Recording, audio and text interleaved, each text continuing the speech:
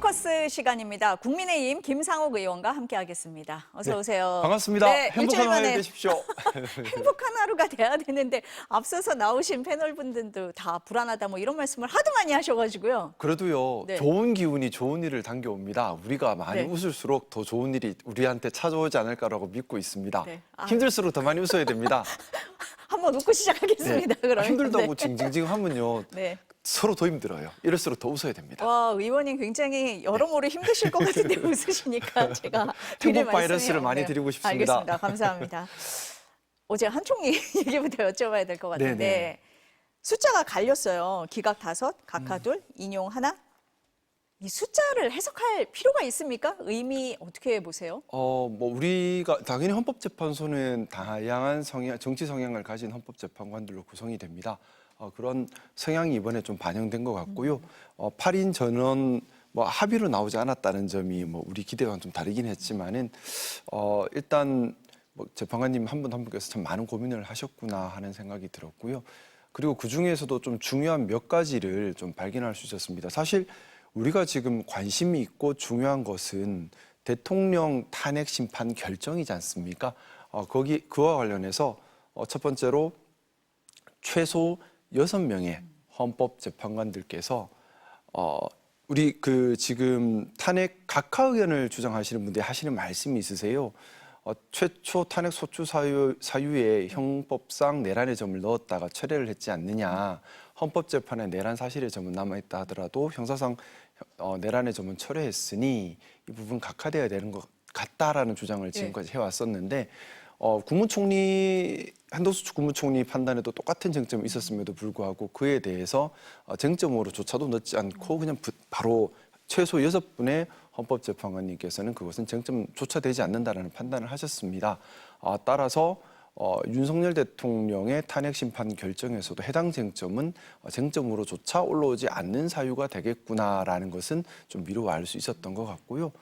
또 하나는 한덕수 국무총리가 국무회의에 직간접적으로 관련된 것이 없다. 계엄 전에 있어야 했던. 네. 결국에는 국무회의가 절차 하자가 있었다라는 것을 논리 귀결할 수밖에 없는 거지 않습니까? 국무회의라고 하는 것이 국무총리가 직간접적으로 관여 안 할 수가 없는 거잖아요. 그래서 그 두 가지 점 때문에 하나는 각하와 관련된 주된 주장이었던 것 중에 하나가 의미가 없구나라는 것, 또 하나는 절차적 하자가 있었다라는 부분에 대한 논리 귀결되는 그런 판단이 있었다 하는 두 가지 점에서는 윤석열 대통령 탄핵 심판 결정에 대한 우리가 미리 좀 예단할 수 있는 부분이 아닌가 생각했습니다. 윤 대통령 측이나 국민의힘에서 각하를 최근에 계속 주장을 하고 있잖아요. 근데 네네. 의원님이 보시기에는 이번에 각하를 의견을 낸 두 분도 의결 정족수에 대해서는 얘기를 했지만 윤 대통령 측에서 주장하고 있는 내란죄 철회라든지 피의자 신문 조서를 증거 채택한 부분에 대해서 문제 삼지 않았기 때문에 윤 대통령 탄핵 심판이 각하는 안 될 거다라는 말씀이 저는 네. 좀 그런 생각을 가졌고요. 뭐 상당히 좀 절제된 결정문이었습니다. 그렇기 때문에 각하 의견을 낸 두 분의 속마음을 다 알 수는 없어요. 네. 두 분께서는 그냥 이 정족수 이유 하나만 가지고 그냥 바로 각하를 했기 때문에요. 하지만 최악의 나머지 6명은 그에 대해서 문제제기를 안 한 거지 않습니까? 그러면 최악의 경우를 상정하더라도 최소한 6분은 그런 각하 의견은 아니다라는 것을 알 수가 있는 거죠. 최악으로 그러네요. 상정하더라도 네, 네, 2명은 그런 의견을 쓸 수도 있겠지만 6분은 그런 의견이 아니다라는 것을 좀 미루어 짐작할 수 있었다고 보고 있습니다. 각하는 아니다. 그게 네. 확인이 됐다는 게 하나가 있고 네. 그런데 이렇게 의견이 갈리다 보니까 네. 한 총리 사안은 굉장히 단순한데도 의견이 갈렸는데 네. 윤 대통령 사안은 복잡하니까 의견이 더 갈리는 거 아니야? 그래서 시간이 걸리는 거 아니야? 라고 보시는 분들의 시각은 어떻게 보세요? 그럴 수도 있다고 봅니다. 사실 그런데 우리 국민들께서 다 생중계로 보셨습니다. 계엄 사유 없는데 계엄이 일어났고 또 포고령 내용이라고 하는 것이 반헌법적이고 또 헌법기관의 기능을 정지시키고 정치적 반대 세력을 척결하는 그런 비상계엄 내용이었고 따라서 헌법에 반하고 또 중요할 수밖에 없죠. 만약에 그 비상계엄이 성공했다고 가정하면 비상계엄이라고 하는 건 자체는 민주정을 멈추고 군사정치, 군정을 시작한다는 의미입니다. 중대할 수밖에 없죠. 이것은 중대하지 않다고 볼 수는 없는 일입니다. 따라서 우리 헌법에도 매우 엄격한 요건 하에서만 제한적으로 또 절차적인 정당성을 갖췄을 때만 허용을 하고 있는 지극히 예외적인 그런 권한이고요. 따라서 중요하고 또 잘못된 것이 분명하고 그런 사안에 대해서 뭐 우리 국민들 이미 좀 우리가 바라는 건 사실 하나인 것 같습니다. 상식적인 판단이 나오기를. 우리 국민들께서 다 불안해하시는 것은 상식적인 판단이 안 나와서 비상식적 상황이 도래해서 국가의 혼란이나 또는 생각해 보십시오. 만약에 비상식적 판단이 나온다면 경제들 온전하겠습니까? 해외에서 우리나라랑 거래하려고 할까요? 불안정한 나라가 되는데요. 그래서 이런 비상식이 아닌 상식적인 결과가 나오기를 간절히 바라는 것 같고 법이라는 것도 이런 상식에 어긋난다면 문제가 있다고 생각합니다. 저는 우리 헌법재판관님들께서 상식에 부합하는 그리고 국익에 부합하는 무엇보다 민주주의와 법치주의, 헌정질서를 지키는 데 부합하는 법논리를 치밀하게 연구하셔서 만들어가는 과정이라고 믿고 있고요. 네. 그 과정이라서 시간이 걸리는 게 아닌가라고 믿고 있습니다. 뭐 방향성에 따라 법논리는 얼마든지 만들어갈 수 있겠죠.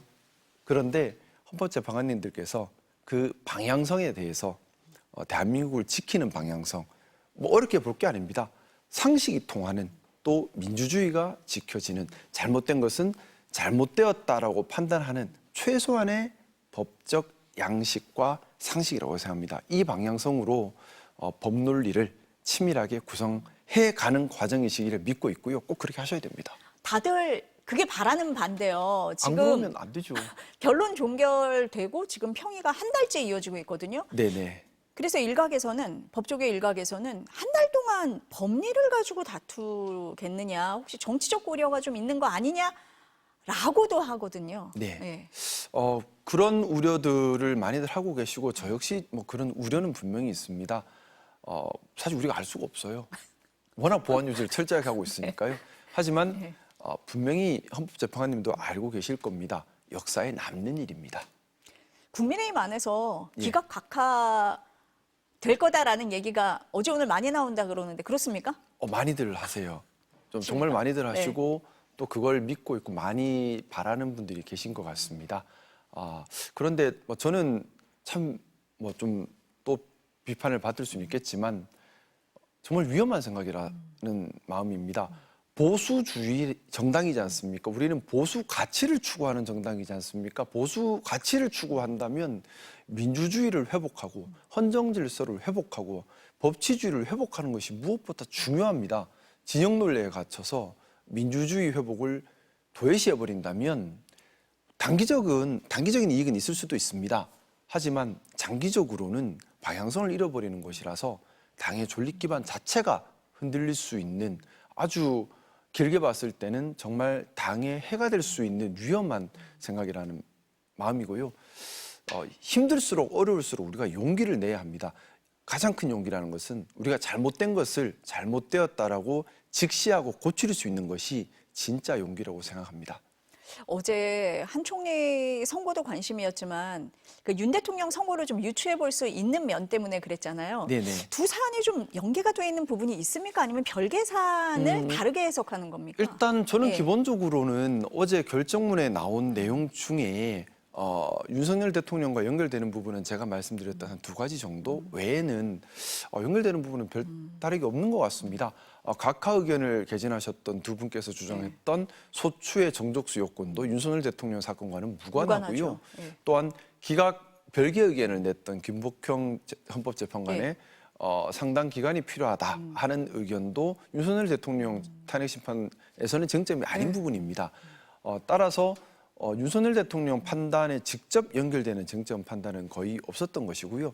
하지만 말씀드렸던 것 하나는 형사상 내란의 점을 소추 단계에서 철회했다는 것이 각하 사유가 되지는 않는다라는 점에 대해서 최소한 6분의 헌법재판관들이 의견을 같이 하고 있다. 이것은 유추해 볼 수 있는 부분이고 그렇다면 말씀 올렸던 것처럼 각하로 정리될 가능성은 매우 적지 않을까라고 생각하고 있습니다. 야당에서는 바로 마은혁 재판관 후보자 임명하라라고 요구를 했습니다. 네네. 타당합니까? 헌법재판소에서 임명하라고 했지 않습니까? 헌법재판소에서 임명하라고 했고 헌법재판소에서 또 마찬가지로 임명하지 않는 것은 헌법에 반한다라고 반복해서 얘기를 하고 있습니다. 법치주의 원리라는 것은 이럴 때 그 말에 따르는 것이지요. 그 말에 따르지 않는다면 보수주의자가 헌법재판소의 그런 마은혁 헌법재판관 임명하라는 결정에 따르지 않는다는 것은 보수주의자가 아닌 거지요. 그래서 저는 뭐 당연히 따라야 할 명제라는 생각이고요. 다만 이제 그런 부분들 때문에 염려를 하는 것 같습니다. 마은혁 헌법재판관이 임명이 되어서 경우에 따라 윤석열 대통령 탄핵 심판 결정에 유불리 영향을 미칠 수 있지 않을까라는 것들 때문에 반대하는 사람, 이제 진영 논리로 싸우는 거죠. 네. 근데 정말 되묻고 싶습니다. 윤석열 대통령이 복귀하면 어떤 나라가 될까요? 정말 진심으로 윤석열 대통령의 복귀를 바라는 걸까요? 저는 좀 너무 물론 좀 엇나간 답변일 수는 있겠지만은 우리 자식들에게 어떤 대한민국을 물려주고 싶을지 우리가 생각을 해봤으면 좋겠습니다.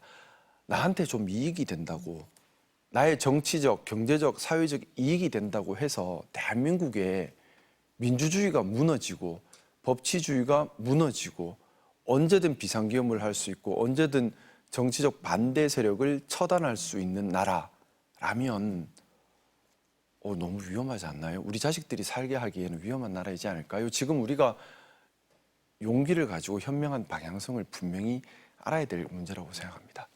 민주당에서는 탄핵 심판 선고가 기각이 돼서 윤 대통령이 돌아오면 제2의 계엄을 할 수 있다 이렇게 주장합니다. 어떻습니까? 저는 충분히 가능성이 있는 얘기라고 생각합니다. 뭐냐 하면 독재라고 하는 것은 독재 수레바퀴가 굴러갑니다. 무슨 말이냐 하면 윤석열 대통령이 복귀했다고 가정을 할 때 예를 들어 남은 임기 3년 채우고 정권을 넘겨준다고 했을 때 넘겨받은 정권에서 이번 12월 3일에 있었던 불법적인 일을 그때서 형사적인 부분 안 건드릴 수 없거든요. 관련된 장군들, 관련된 인사들, 관련된 주요 관련자들에 대해서 형사 절차가 진행될 수밖에 없습니다. 그럼 이분들 입장에서는 본인들이 안 다치기 위해서는 정권을 놓아서는 안 되는 거죠. 그러면 정권을 놓지 않기 위한 노력을 살기 위해서 할 수밖에 없지 않겠습니까? 그게 모든 독재 국가에서 일어나는 독재 수레 굴레바퀴입니다. 불법을 이미 해버렸기 때문에 정상으로 돌아올 수가 없는 겁니다. 돌아오면 자기가 다치기 때문에.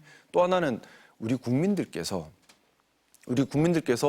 언제든 대통령이 비상기엄을 해도 되고 언제든 대통령이 사람을 처단해도 되고 언제든 대통령이 정치를 해산하고 언론을 통제하고 그리고 여러 가지 그런 헌법기관에 대한 기능을 정지시키고 군을 동원하고 하는 것들을 해도 된다라는 비상식에 동의할 수 있을까요? 그러면 엄청난 국민적 저항이 일어날 겁니다. 그 국민적 저항은 경찰력으로 막 끌 수도 없겠지요. 그러면 저는 이런 두 가지 이유 때문에 또다시 극단적인 상황으로 갈 수밖에 없다고 생각하고요. 그런 상황이 가면 대한민국이 얼마나 위험할까요? 저는 그래서 정말 건국 이후에 지금이 대한민국이 겪는 정말 큰 위기라고 생각합니다. 이럴 때 우리가 현명하게 용기 있게 방향성을 제대로 잡아야 합니다. 우리가 무엇이 정말 바른 방향인지 또 그 방향에 대해서 우리가 용기 있게 목소리를 내야 합니다. 지금 제2계엄을 말씀하셔서요. 공수처 수사 기록이 어제 좀 공개가 됐는데요. 지난해 12월 3일, 4일 이렇게 넘어가는 때죠. 군 관계자들의 그 여러 진술이 나왔습니다. 한번 살펴보면요. 당시에 그 합참 결심 지원실에 윤 대통령이 오잖아요. 네. 그러면서 김용현 전 장관에게 국회의원부터 잡으라고 했는데 라고 하니까 김 전 장관이 인원이 부족했다 이렇게 대답을 해요. 윤 대통령이 목소리를 높이면서 핑계에 불과하다. 국회가 의결했어도 새벽에 비상계엄을 재선포하면 된다. 이렇게 방첩사 간부가 얘기했다는 거고 이 내용을 비아폰 단체방에 전파를 했다가 메시지 유출이 우려돼서 삭제했다. 이 진술이 하나가 있고 또 다른 합참 관계자도 이 비슷한 진술을 또 합니다. 이 정황을 보면 2차 계엄 시도가 있었다. 이렇게 볼 수 있습니까? 저 잡혀갈 뻔했네요. 말씀드리면서 그때 국회에 계셨죠. 예, 맞아요. 저 잡혀가는 대상이네요. 제가 이 자리에 있을 수 있어서 천만 다행이라 생각하고요. 네. 저희 그때 말씀하시니까 그때 상황이 다시 떠올라요. 계엄 해제 표결 자체도 정말 긴박하고 참 너무나 황망하게 진행이 됐습니다. 정말 어떻게 그런 일이 일어나는지 정말 긴박한 상황에서 진행됐는데 하고 나서도 저희가 국회 본관을 의사당을 떠날 수가 없었어요. 우리가 해제 의결을 하기는 했지만 대통령이 정말 해제를 할지 뭐 정말 무시하고 또 할 수도 있다라고 우리끼리는 얘기를 하고 있었습니다. 그럼 어떻게 해야 할 것인가? 근데 정말 뭐 지금은 말씀을 달리하는 많은 의원님들 계시지만 그때는 다들 결연하셨습니다. 민주주의는 지켜야 한다. 저는 그 12월 3일 밤에 저희 당 선배 동료 의원님들께도 좀 그날 밤 같이 있었던 분들께 그날의 그 결연했던 민주주의를 지키려고 했던 그 마음을 우리가 잊어서는 안 된다라는 말씀 다시 한번 드리고 싶고요. 사람 마음이 같아야 되지 않겠습니까? 그때 정말 저희 다 결연했거든요. 네. 그때 저희가 2차 비상경이 있을 수도 있다 우려를 했었습니다. 그리고 지금 말씀 주셨던 부분이 네. 진실된 사실이라면 네. 하려고 했는 것 같네요. 큰일 날 뻔했네요. 정황상으로는 좀 네. 확인이 되는 부분이다. 근데 그날 일이 떠오르시는 것 같습니다. 저는 네. 좀 이 어려운 난국이 좀 지나고 난 후에 바람이 있다면은 12월 3일 밤 그리고 4일 날 정말 헌신하셨던 영웅들이 있습니다. 장갑차 앞을 뛰어나가 막아주셨던 시민들 그리고 명령에 명예롭게 따르지 않았던 군인들 그리고 또 진입을 막아줬던 국회 직원들과 또 취재진들이 취재해 주셨기 때문에 경분들도 함부로 하기 못했던 거거든요. 포상을 좀 했으면 좋겠어요. 한 분 한 분 찾아서 네. 정말 그분들은 포상을 해주셨으면 좋겠습니다. 정말 그분들 덕분에 제가 살은 것 같습니다. 그날 일이 새록새록 떠오르시는 것 같습니다. 네.